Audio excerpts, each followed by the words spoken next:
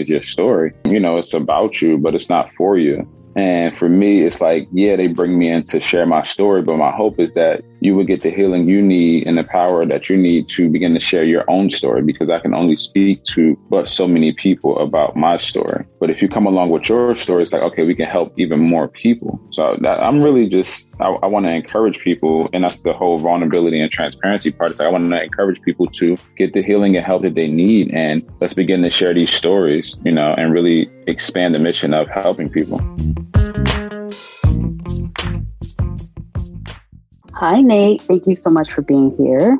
I guess we'll have a conversation that is very organic. Both of us being in the mental health space, I always like to have these conversations that focus on the topic at hand, which is mental health. Tell my listeners a little bit about you and a little bit of your story. First and foremost, thank you, Nikki, for having me on the show. Just a little bit about me. I was born out in New Jersey. I live in southern New Jersey, grew up in Pleasantville and Atlantic City, New Jersey. Went to 9 different schools. I believe it was first grade all the way until high school. Was a first generation high school graduate, first generation college graduate. Ended up going to 5 different colleges during that time frame. And during that time was when I really found out that I was struggling from, mental health issues, depression, anxiety. And it even got into a period where things got really dark. And I kind of went through this whole suicidal ideation period. I had lost my pop-up. I lost another friend who had overdosed on drugs. One of my best friends went to prison. He's actually still there now. I was trying to find my way playing basketball. I ended up losing 2 full-ride scholarships. All due to these mental health issues and me not knowing how to address them and how to assess the situation, not really having the outlet that I needed. And just a number of events happened where I had to go through this journey that I believe, was for a greater purpose, as I see now with my life. But then it was just challenging, just back to back, just all these different things happening. And I grew up in, I guess you can say, a very rough community, but it was normal to me, right? The things that were happening were normal to me. All of the traumas, all of the issues, they were all normal to me. And for me, I didn't realize I had, real issues and real things going on until I got outside of my community, until I started going to school. When I first went down to Memphis, Tennessee, I realized I really have some serious depression going on after I lost my pop-up. He didn't have past the 3rd grade education, and he was going to drive me down to Memphis, Tennessee for school. Ended up passing away a couple weeks prior to that. And I went down there with all of that just on me. All of the issues that I had from childhood, being molested, going through different struggles with the family, bouncing around from school to school, home to home, just seeing the violence that I was around. It was just a lot. And that was the first time I really sat with it all. And it just hit me like a ton of bricks. And I ended up dropping out after the first semester. And like I said, I was on a full-ride scholarship. So, long story short, I went through my journey, bounced around from school to school. A close friend of mine, his name is Tony Chapman. He's in the Air Force, actually. This is my guy. It's my wedding. This year, I had a period of time where I had forfeited all of my eligibility to play basketball. And I ended up trying out for some overseas teams in Las Vegas. And I thought everything was going to go out perfect. And I played excellent, and I was like, look, this is my opportunity. The coach is going to be calling me once this is over, and I get back home from Vegas a few days later, no calls, a few weeks later, no calls, about a month later, it's nothing. And I start getting really depressed. He ended up taking me to the gym. And he took me to the gym at a very pivotal time because I had hurt my ankle while I was home. And I had hurt my ankle so bad that I had to wear a boot for a few weeks. And for somebody that was active, that was always running away from their issues, this was my outlet to just run and play basketball, to not address anything. And that was the first time I really had to just sit with my thoughts. And it was extremely challenging. So he ended up taking me to the gym and we started working out, lifting weights there while I had the boot on. And he introduced me to 2 other gentlemen that looked just like me, 2 other Black men that were older than me. And what we would do before we actually worked out, we would sit in the locker room and we would just talk about life. We weren't talking about sex. We weren't talking about women. We rarely even talked about sports, but we were literally talking about life, transparency, vulnerability, and just growth. And from there, I started to see life really in a different way, because it was the first time I felt like I had someone to talk to. I felt like I was able to be my true self and not feel judged about it. And that really began my healing journey. From there, went on to begin to share my testimony, about the things that I went through and the lessons that I learned at my multiple college stops. I published a book right after that, my first book, Building Muscle, Life is Your Trainer. And from there, colleges and universities all over just started to book me to come in and speak to their students about the importance of, just mental health and understanding it, and transparency and, vulnerability and just growth. So that's a little bit about myself. That's a lot of bit about yourself. First and foremost, sorry to hear about your loss. There's a lot of things to unpack. And one of the things that I believe you were pretty much trying to, or you are working on, that generational curse thing that we're talking about, which is the trauma. And a lot of us have experienced so many different things. It's so much to unpack and be vulnerable. When was that moment where you were like, this is not going to hold me? So, for example, I just finished a podcast episode called The Words We Tell Ourselves. And it was really me just saying, I'm not going to allow my trauma to continue to hold me back from my greatness. Like, from me helping other people to kind of go on this journey of self-discovery and recovery. So when was that moment where you're like, I'm not going to allow this to hold me anymore? Yeah, it was, man, that's such a great question. When I really had that moment where I was like, I'm not going to allow this to hold me anymore, it was after I had graduated from a community college first before I went and got my bachelor's degree. And, this was along that journey. And that's when I really made that decision. I'm like, man, I have to finish something that I've started, especially because I always thought about my papa, who didn't get past that third grade education, my parents who, didn't graduate high school because they had me. And I had this moment where I was like, look, I have to keep going. I have younger brothers, one that's 27 now, another one that just turned 8. And I'm like, I need to be an example. Like, I know what it was like growing up in a household full of trauma. Talking to my parents, I started to understand their stories. And I'm like, man, I have to break this cycle. And something that we aren't doing as a family unit is getting the help we need mentally. We're not going to therapy. We're not having these tough conversations. Even though we all know we need to, nobody was doing it. And I was just to a point where I was kind of fed up. And I was like, this has to stop with me. I cannot let this go on or possibly bring another child into the future, where they're going through this same cycle over and over and over again. And for me, that's really when it stopped. And that's when I started to kind of really, really go on my healing journey and get the resources and the things I need. And it's still, I still have challenges today, but that was when really things began to like really kick off. And you can see it. You can see it in the fruits of my labor. You can see it just in the quality of my life. But the beautiful thing is you can see it in my family that's around me and the healing that they're also getting as well. It's almost like they were waiting for someone to be the first one to get out the boat and like walk on water almost. And it was like, all right, well, let's see who do it first. And it's like, all right, I'm gonna do it first. I don't know. I'm gonna have faith on this thing. I'm gonna get out and step on the water and we'll see what happens, but somebody has to do it first. Yeah. We all know that we need to, but somebody has to be first. And for me, I just got tired of waiting around to see who would be first. And I just decided to be there for my family. There's the saying, hurt people, but transform people. So when you say that's you good. Kind of took the first step, that's what I'm thinking. I'm thinking that everyone else needs to see one person be vulnerable and be vocal and help someone. And it's you that's starting the trend.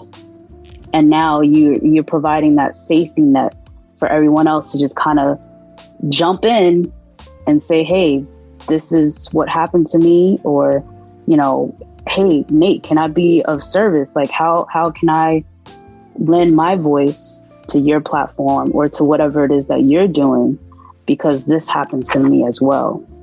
And so many people will resonate with what you're doing.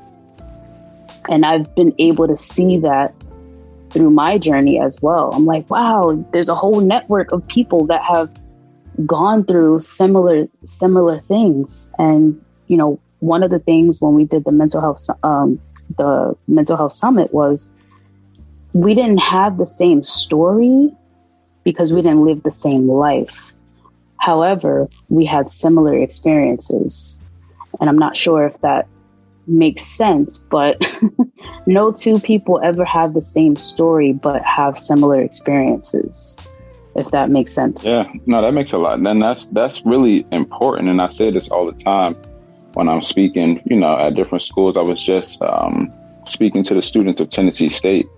They did this entire class off my new book, and the professor gave me an opportunity to talk to them last week. And I was just letting them know, like, you know, your story is your story. You know, it's about you, but it's not for you. And for me, it's like, yeah, they bring me in to share my story, but my hope is that you would get the healing you need and the power that you need to begin to share your own story, because I can only speak to but so many people about my story. But if you come along with your story, it's like, okay, we can help even more people. So I'm really just, I want to encourage people, and that's the whole vulnerability and transparency part. It's like, I want to encourage people to get the healing and help that they need. And let's begin to share these stories, you know, and really expand the mission of helping people. Yes. Well, before we get into your book, which is I Love You, Letters of Love from Black Men to Black Boys, why do you think that conversations in the Black community are not as normalized in our community? I mean, I could kind of tell you, but I definitely want to hear your perspective. No, from my perspective, those conversations aren't normalized because they are the challenging conversations to have. They make you uncomfortable. And what I realize is just being in my own community, when I'm out in Atlantic City and things like that, people do what's convenient and not what's uncomfortable, even if it's toxic. If it's toxic, but it's convenient, I'm cool with doing that. But if it's going to make me grow and it's uncomfortable, I'm going to have to second guess that, you know. And I believe that that's the main challenge right there in regards to normalizing those conversations that we need to have. It's like we've normalized trauma, we've normalized hate, we've normalized competing against each other and pulling each other down. But when it comes to normalizing love, it's something uncomfortable because it's so foreign. And for me, I'm just in the business of encouraging us to do what's uncomfortable. We know what the other way looks like. You know, we know what the toxic way it looks like. It looks like prison. It looks like death. It looks like poverty. It looks like hate. It's like, if we know these things, but we've become numb to it, it's like, all right, we have to change these things. We know what this result, what this produces, what the result is going to be. If we know that, then the opposite has to be this love thing. So let's try that. Let's give it a shot. But we've also made the negative things cool as well. And for whatever reason, people rather be cool than healed. So. Wow. The fact that you said normalizing trauma, that's deep. That's deep. It's kind of like that repetitive nature, doing something over and over and over, thinking that there's going to be different results. Yep. So normalizing trauma. Wow. No, it's a real thing. That's why, and people will see me, they'll ask me what this means. And I always say change what we normalize, or I wear it on a shirt, or I have it on a hoodie, or you'll see it in the hashtag or something. And it's kind of like a little silent movement that I've started a few years ago, but it speaks directly to that. Just changing what we normalize. And that it can be anything. It can be with your health. It can be with your mental health. It can be with your relationships. But the things that aren't working that you've normalized, is like, we really have to change those things. I know for me, it was birthed out of, we were having these protests in Atlantic City like crazy for like these shootings of children. Like, children were dying literally off these shootings. I'm like, man, we've normalized going for a quick protest and then going right back to our lives. and not really addressing the situations. And it was just a disgusting period where I was getting really frustrated. And they were asking me to speak at all these walks, and I just kept, refusing it.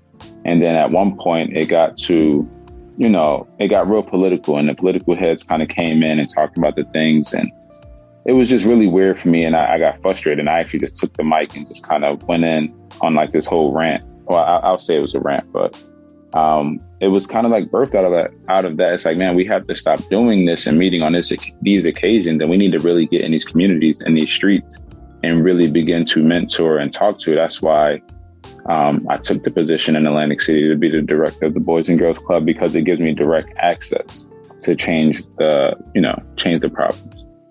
Yeah. Just the word normalizing. I mean, there's so many different levels to it, but and we can definitely take a deeper dive, but I want to go back to your book. And it says, "I love you" is a call to action for Black men to step up and affirm Black boys. Now, the position that you do have, which I'm glad you brought up, being in that position where you are influencing young girls and boys, do you have those conversations about mental health? Do you feel like there's pushback with parents, possibly, if you are having those conversations? Yeah, we do have those conversations. They aren't as, I guess, direct. Only because you have to feed it to them like a certain kind of way. You got to give them parables and stories and all types of stuff.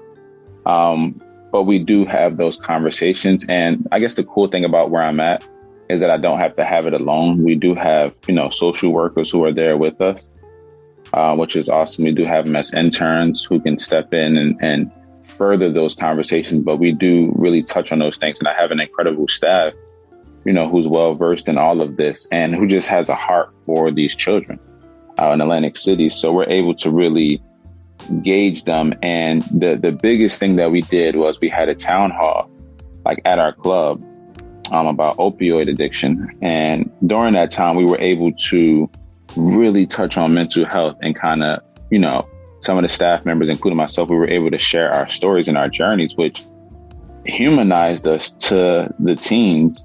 But then it also made them feel a little more comfortable with addressing some of the issues that they were having, some of the mental health struggles that they were going through that they were keeping under wraps. So yeah, it definitely has put me in that type of position. In regards to the parents, we haven't necessarily, or I haven't necessarily had any pushback from the parents. One, sad to say, a lot of the parents just aren't involved whatsoever. The club is kind of like it's volunteer kind of basis. You come when you want to.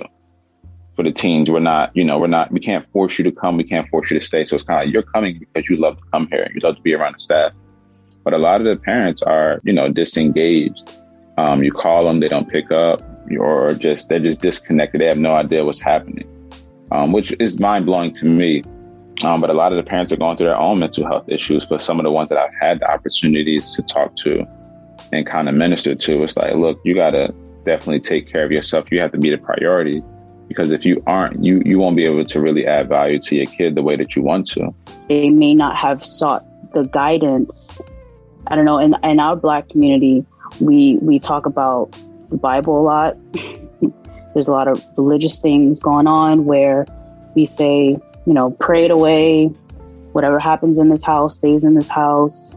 If you have any problems, give it to God, which no knock to anybody, but I've said this a bunch of times. There's no way that I would be able to help anyone if I haven't helped myself first. And the realization of my trauma and everything that I had going on, my whole entire baggage, sometimes people say, you can't take the baggage with you, right? So if the parents are not able to resolve their issues, their challenges, they can't really say, hey, I'm going to talk to you nicely, or I'm going to do this, because they haven't been able to identify their own problems and concerns. Like, it's almost like a relationship where we talk about a toxic person being with another toxic person. It's just one big toxic explosion. So the part is, when you talk about the opioid addiction, do you believe in medicine? Do you believe in therapy? Or do you believe that, when problems do happen, you just give it to God? What is your thought process when it comes to religion, medication, and therapy? Okay, so that was a great question. I'm going to say, with I guess, if it was a yes or no question, I'm going to say yes to all three first. Yes. Because I'm huge on my relationship with God. I believe in Jesus, and I'm huge with my faith walk. That's, literally the foundation of everything for me. But I did grow up in a time where it was like pray everything away. And it was like, I didn't really understand it growing up until I got older. I'm like, man, we were just dodging a lot of problems that we probably should have addressed that would have helped a lot of things. Like, I had those people in my family, like, oh, that's your crazy, he's just your crazy uncle. It's like, okay, that becomes normal. And then you get older and realize your uncle has some real issues going on that we could have addressed. But we put all this stuff on God and Jesus. And it's like, nah, that's not really faith right there. That's not really faith. That's you avoiding the actual problem. That's actually you avoiding the work that needs to be done. That's actually you avoiding the trauma, So I'm big on the faith. I do believe that you take your problem to God. Of course, you pray on it, maybe fast, meditate on it, read your word. But from there, you got to take action steps. I believe God wants us to take action steps.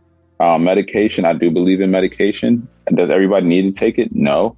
I don't necessarily need it, but also I don't have any chemical imbalances. Some people actually need it because of, things that are going on chemically with their body. So I do believe in it for that aspect. I don't believe in just taking it for the sake of taking the antidepressants for the sake of just taking them without going through the proper procedures and things like that. But I do believe in the medicine.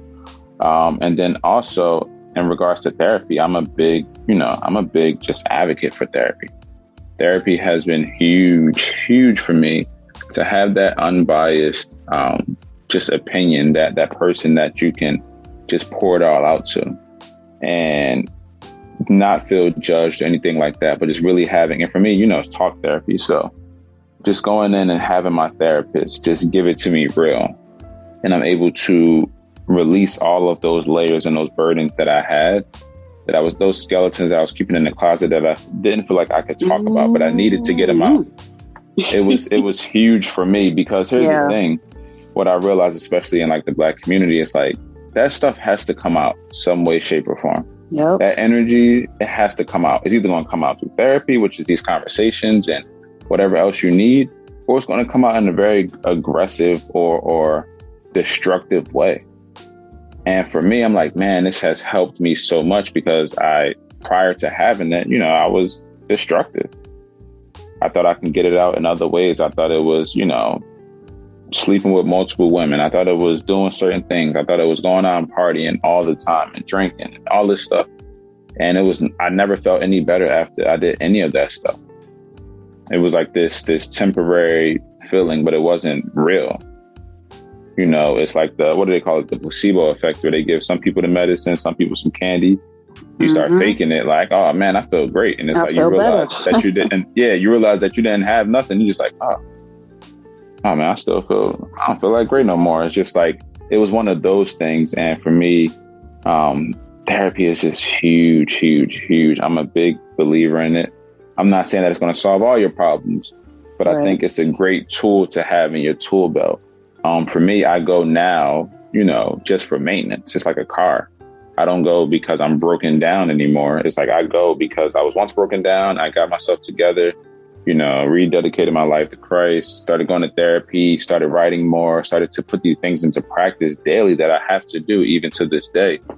And for me, I go for maintenance. It's like, twice a month, I'm talking to my therapist, not because anything's wrong, but because I don't want my vehicle to break down. So that's how I see it. I love that reference. We are talking about avoidance, destruction, normalizing trauma.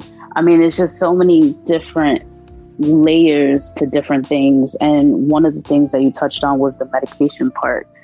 And for people who may have heard this before, but in 2013, I had experienced like the highs and lows of a lot of different emotions. And I didn't know what it was.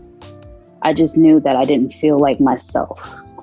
And so I went to therapy, and I had to see a psychiatrist who basically said, hey, you have postpartum depression and social anxiety. First of all, I was like, social anxiety, I'm the most social person that I know. But it's because I think sometimes a lot of us are wearing a mask, and in different settings, we might show differently. And whenever I had to do like big speaking engagements, I would always get sick, never realizing that it was part of my anxiety. So I was prescribed medication, and I was on like the lowest dosage of Zoloft, and then it kind of increased a little bit. But after about a year, I was off. I would say about 4 years later, I started my podcast, just really talking and trying to help other people that may have experienced sexual assault, depression, anxiety, panic attacks, like just various different things, because that was my life. And I'm like, hey, I'm opening myself to anyone who is experiencing a similar situation, and not necessarily look like me, but may feel certain things like me. And a lot of the topics that come up across America, as far as I know, is the person on the other side does not look like you, meaning the therapist. So a lot of Black people will not go to therapy because they want to see a Black therapist. So what is your take on that reference to, hey, you don't look like me, you haven't walked in my shoes, you don't understand my trauma, you don't understand my people's trauma? There's a lot to that, but what is your perspective on people who will not go to therapy because there's not enough licensed therapists or licensed professionals in the mental health field? Yeah, for me, it's one of those things where I had to learn to release everything that I thought prior to going to therapy, like all of the stigmas and everything around that, because I needed the help. I needed the help. And I'll be honest, it wasn't like a one size fit all either. It wasn't just simple. It wasn't, I went in and the first Black person I saw and we clicked and everything went perfect. No, that wasn't it at all. I actually, had to go through multiple therapists and things like that to get to where I'm at today, where I feel comfortable with the individual that I have. And I feel like I'm getting the help that I need. But if I'd have gave up after the first, therapist, not that this therapist was bad, I don't think I would be at the place that I'm at today. I wouldn't have the practices that I have. I wouldn't have gotten the help that I really needed. And also, I'll say this too, just because someone's Black doesn't mean that they're a great therapist. And that was my first mistake, because I still kind of went in with the stigma like, yo, you know my struggle, you understand me, you know the situation. And it's like, that's not true. That's not true. This individual may have grown up completely different than you, have a different belief system, all these different things. So you have to be kind to yourself and realize that this is a process. This isn't a one size fit all. You got to go through who works for me may not work for you. And that's just the reality of it. But it's a process. And once you understand it's a process, you'll be more patient in this journey, and you'll stay consistent, because ultimately you're in this to get what's best for you. That's what you're looking for. You're not trying to go in there and make friends. Look, I need what's best for me. This is where I have to be selfish and get who's best for me. It's not personal. I think you're a great person. You're just not the therapist for me. And that doesn't make you a bad person at all, but I just need what's best for me. And I think if we're going with that type of mindset, we won't be so disappointed, because I hear people all the time like, oh, I tried therapy. It's like, oh, how many therapists? I tried one therapist. I went once. It was like, you didn't really try it then. You didn't, you kind of went, it didn't work out your way, and then you left and it's like, oh, therapy's trash. And you blanket everybody under this huge blanket of just therapy isn't good or it doesn't work or anything like that. It's like labeling, all Black people criminals and all these different things. It's like we have to stop with these kind of like blanket statements and this blanket mindset and realize that you have to go find what's best for you, and it's going to be a process, but don't stop until you get what's best for you. Yeah. Well, last point, I do want to get into your book and let my listeners know where they can find your book and reach out to you. But I'm so happy that you said that. It's really about resource. I think I touched on this a little bit on a previous episode, but I always think of the person that is a professional that can help me figure things out. Not even because of the color of my skin, but because of what I'm going through mentally, emotionally, like deep down into the core, just to talk. There were so many different things that came out when I did go to therapy. And I said this, that my therapist saved my life. And I say that because she helped me tap into things that I had forgotten. So I was able to heal because just her sitting there saying, hey, why are you crying? Like, I'm asking you questions and obviously this is a trigger for you. Like, just so many different layers. And when you see that there's a professional, not just because of the color of their skin, but what they can do for you, providing the resource information or the opportunity to have them be the person who's not judging you, that you have an outlet, use that opportunity to really heal yourself. Doesn't matter the color of their skin. But I love your book. I love you. Letters of Love from Black Men to Black Boys. Me being a mom of 2 Black boys and my baby girl, of course, I can't forget her, but just that concept of having a mentor or a leader for these Black boys out here today. Tell me a little bit about why, one, this book is important to you and why people should read it. Yeah, absolutely. This book is important to me because I was, a young Black boy. Somewhere inside me, there's still like that young Black boy who was feeling unheard, unworthy, was seeking validation in all the wrong places, was insecure. And for me, this is extremely important because I know what happened when I went through those different situations, those different emotions, and they weren't addressed. I know the trauma that came with that. And I'm in the business of prevention. It's like, if I can prevent my younger brother from having to go through similar traumas like I had to go through, I'm going to do it. I'm going to create those resources. I can prevent my godson from having to feel like he's unheard or unworthy. I'm going to do those things. And not only that, just diving deeper into the book, when I did my research, just the suicide rates amongst Black boys was alarming. And a lot of it tied back to these issues of feeling unworthy, not being heard, being ignored, being bullied. And for me, that broke my heart, and it sent me on a mission to do everything in my power during my lifetime to decrease those numbers in any way, shape, form possible. We should never feel like we don't belong here to the extent where we take our own lives. Even though society tells us, we're less than people, we're less than a man, we're hated by just different people groups and things like that. It's like, I want to be there to affirm us, to let us know that we have a purpose. We have a true purpose here. And that's really the heart and soul behind the book. There's a quote in it that says, love Black men and boys as if they've never been hated. And I live by that. Like, I truly live by that. Especially being that in my work that I do, at my career, it's like, this is who I'm around all day long. I need to love on them like they've never been hated. I need to love on men like we've never been hated. We need that love. We yearn for that love. And often we don't get it. So I'm just, on a mission to really, normalize that. Really normalize that.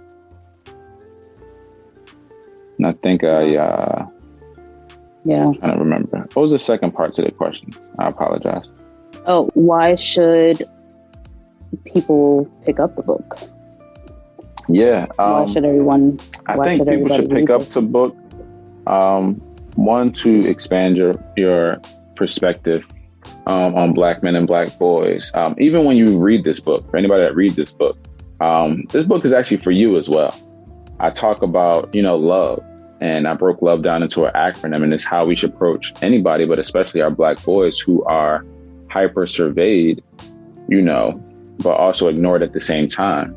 I break it down into listen, be open-hearted, validate, and encourage. And these are principles that, transcend all different ages and genders and people groups. But for Black boys, I've noticed, time and time again, when these things are applied, that it works when it's consistently done. Right. And I believe that a lot of people, not that they hate or dislike Black boys, but there's a level of empathy that's just gone, where we aren't even empathizing anymore. We'll go for a jog for Ahmaud Arbery, but they won't really remember him 6 months later. We won't remember what happened, It's kind of wild to me. And for me, it's like, man, where did you turn your empathy button off? It's like, when do we turn that back on and begin to really make change in the capacity that we can make change in? So yes, it's a huge, it's a lot of talking points in that, outside of it speaking directly to Black boys. And I didn't even realize that when I wrote it until Tennessee State picked it up and put it in their curriculum for their freshman English class. And I was like, they're going to read some letters. But then you realize, I'm like, oh yeah, I did write all this other stuff in the book. Because I was so focused on empowering Black boys, I didn't realize that I was speaking to everybody. And I said this before, I love the analogy of the wet tennis ball, dipping in the paint. And while my target has been Black boys and letting them know that they're loved, when I hit my target, the paint splatter hits all around everything else. So it's catching people from, all different places. The book is in the UK now. Some of the professors that are getting the book are white professors, and it's going to different schools and different demographics, and women are reading the book. And it's just one of those things where we're coming together to just normalize this aspect of love. But specifically for me, it was Black boys. And it's not that I'm ignoring Black girls. Actually, this is huge for Black girls, because I have a niece, who's going to grow up one day and hopefully be married. And I want it to be to a young man who is, solid, who has his head together, who is mentally stable, who is mentally, healed, who is responsible. And with this book, we touch on those things. And I believe that the foundation to all of that is love. And when you do that, I believe that you can raise solid men, especially solid Black men, who can lead a family. And ultimately, it comes full circle back around to healing the entire family and really helping us grow as a unit. So even though it says Black boys, it's a lot deeper. I'll say that. Certainly a lot deeper. I love the awareness that you bring when you're speaking of young girls, because a lot of times broken men get into relationships and they don't bring anything really to the table when they're broken. And then the woman who has to play the role of being a strong woman now has to fix the broken man. But she herself could also be broken. So, I mean, it just becomes what you're saying before was normalizing trauma. Now you're both together normalizing each other's trauma. And now you're bringing children into the mix. And now they witness the trauma. And now their trauma, like, it's such a generational thing where yes, I'm glad that you're saying, look, we're fighting against this idea of normalizing trauma and not breaking those generational curses. But here you're like, no, I'm on a mission to break those generational curses, break the idea of having trauma be normalized. Let's normalize the conversation about mental health and getting people out there to say mental health is health and I'm going to get the help that I need. So we talk about these different things of avoidance, destruction. I've said this before that I didn't feel like I belonged here. And I am a suicide survivor, or I should say attempted suicide survivor. So I already know what the steps are. I already know what that looks like to feel like I don't belong here. When you say we yearn for that love, everyone is yearning for that love. When you say listen, validate, encourage, and it starts with the foundation, the words that we speak to ourselves is the foundation, or that part of the words we speak to ourselves, the words that we say to ourselves, morning, noon, night, however it is, that can be your method of healing. So like for you, and then we're going to wrap it up, but for you, what is your process when it comes to healing yourself and the words that you speak? Yeah, for me, I guess very practically what my process looks like, and I'll just give you a rundown of my morning because it's really the catalyst for my day. It's waking up early, definitely getting up before my fiance. That way I can kind of pray over her while she sleeps. But it's really getting up, and the first thing I do, and I've been doing it for a couple of years now, and it hasn't gotten really easier, but as soon as I wake up, I try to smile and I say, thank you, God. It's a really weird thing that I do. It might sound a little weird, but it's literally the first thing I do. My alarm goes off and I'll actually still be in bed, but I'll like start to move my face, even though I'm extremely tired. And I'll say, thank you, God. And then I'll hit my feet on the ground, go through the motions of brushing my teeth and things like that. But something huge. And this is why I always have a dog. Taking my 2 dogs for a walk first thing in the morning allows me to get outside and get fresh air. But it allows me to kind of walk and think and have my conversations with God. So my prayer time looks a little different, I guess, than some people. But I'm outside in all weather, just kind of walking and letting them do their thing. But it's quiet, for the most part, when I wake up, it's still kind of dark outside. So nobody's outside. It's just me out there walking with the dog. They're doing their thing. I'm able to just think and talk and walk and just kind of get it all at once and give my thanks and my gratitudes and those things. And then from there, I'm back in the house. Might do a little bit of reading. But that's really how I get things going. And then, of course, I try to get a meditation before my fiance wakes up as well.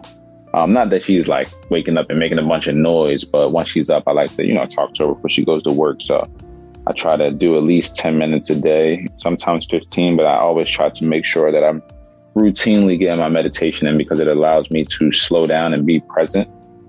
I'm a huge component on trying to live in the moment. When I got Baptiste Yoga certified, one of the quotes that we used was, be where your feet are. So that's something I try to live by.